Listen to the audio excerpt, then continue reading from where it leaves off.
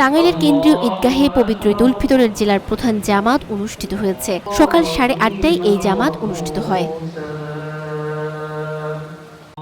জেলার প্রধান জামাতে উপস্থিত ছিলেন স্থানীয় সরকার, টাঙ্গাইলের উপপরিচালক ও টাঙ্গাইল পৌরসভার প্রশাসক মোহাম্মদ শিহাব রায়হান, অতিরিক্ত জেলা প্রশাসক সার্বিক মোহাম্মদ আব্দুল্লাহ আল মামুন, অতিরিক্ত জেলা প্রশাসক মোহাম্মদ শফিকুল ইসলাম, কেন্দ্রীয় বিএনপির প্রচার সম্পাদক সুলতান সালাউদ্দিন টুকু, জেলা জামায়াতের আমির আহসান হাবিব মাসুদ সহ বিভিন্ন রাজনৈতিক নেতৃবৃন্দ ও নানা শ্রেণী পেশার মানুষ।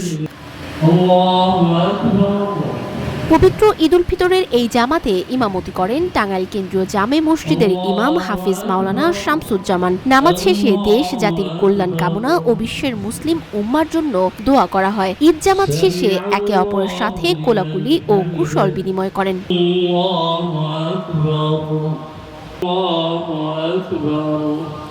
আসসালামু আলাইকুম ওয়া রাহমাতুল্লাহ।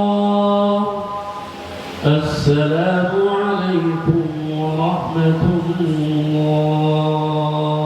ওয়া সাল্লাল্লাহু আলাইহি ওয়া আলা আলিহি ওয়া আসহাবিহি আল্লাযীনা হুম ইন্নাকা আনতাল ওয়াহ্হাব।